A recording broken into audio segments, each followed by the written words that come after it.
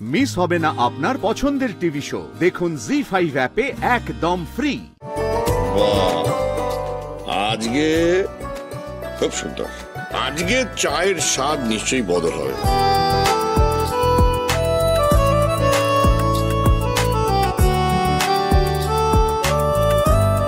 সকালবেলা চায়ের স্বাদ বদল হলে মোটেই ভালো লাগে না, বলুন। ও চা আমি খাবো না। এইসব তুমি কি বলছো বলো দেখি মা। একবার ভেবে দেখো, আমাদের মোহনের বউ সাত সকালবেলায় চা করে এনে খাওয়াচ্ছে, আমার তো ভাবতেই মজা লাগছে। দেখি খেয়ে দেখি।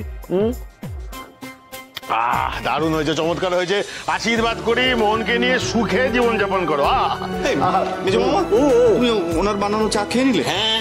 এইটা কিন্তু একদম ঠিক করো। কেন? আমি কিছুতেই চা খাবো না, কিছুতেই খাবো না আমি। আরে ও ভাই, সাত সকালবেলা না নাটক করিস না। আমরা সবাই জানি সকালবেলায় চা না খেলে তোর পেট পরিষ্কার হয় না। কি বলছে? কি ভাবছি মানে, তুই তো পারলে তো এই চায়ের কাপ নিয়ে বাথরুমে ঢুকে যাস পাপাই। হ্যাঁ জানি না, চুপ চুপ চুপ চুপ চুপ। বেশি বেশি নাটক করিস না। যদি ক্ষমতা থাকে না, জান নিজের বউকে বল যে রান্নাঘরে ঢুকে তোর জন্য এক কাপ চা বানিয়ে তোকে খাওয়াবি। যা বল বল বল। পারবি? হ্যাঁ বাবা, আলবাত পারবো। পারবি না বাজি? দেখবে, যা চেষ্টা কর। হ্যাঁ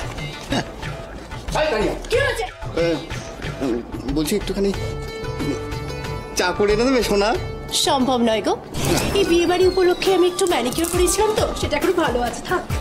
এই তো মাসিমা, যদি কিছু মনে না করেন তাহলে একটু চা বানিয়ে আনবেন প্লিজ।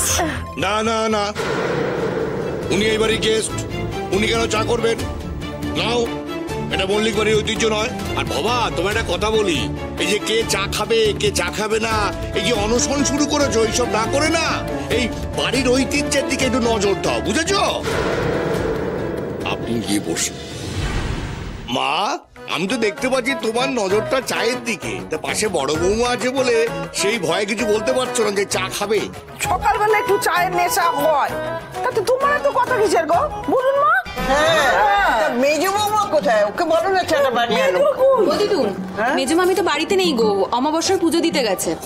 বাবা, তোমরা যা করছো না, এবার তো মনে হচ্ছে বাইরে থেকে চা কিনে খেতে হবে। না না, মনে হয় বাইরের চাও জুটবে না, কারণ বাইরের থেকে চা এলে তার জীবন বৃত্তান্ত সব জানতে চাইবে, টাইম নেই, তাই না? কোনো একটা কথা বলে দিচ্ছি, চা যদি খেতে হয় তো বাড়িতে বানানো চাই খেতে হবে, ওই বাইরে থেকে চা আনানো চলবে না, বলে দিচ্ছি।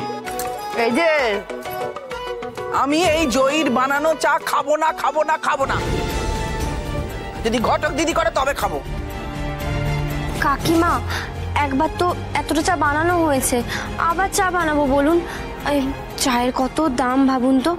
আর বাবা, এতটা চা ফেলে নষ্ট করব? বাবা, সকাল থেকে তো ঝনঝন করে বাসন পড়ছে রান্না করে। অতিথি এলো বলে এই চাটা ওদের জন্য রেখে দাও। আমরা খাবো না, খাবো না, খাবো না, ব্যাস। আমি বুঝতে পারছি না, অতিথি খেতে পারবে কিন্তু ওনারা খেতে পারবে না। না, কোন লাট সাহেব শুনি আমি? না, বলছি অতিথি তো পরে আসবে, ওরা পরে চা খাবে। আমি বরং এখন আরেক আর আছে। হ্যাঁ, খুব ভালো হয়েছে।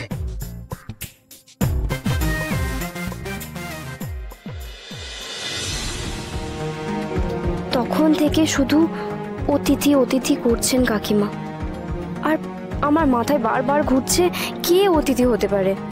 কি মুশকিল বাবা। জি5 ডাউনলোড করুন আর সব এপিসোড দেখুন একদম ফ্রি।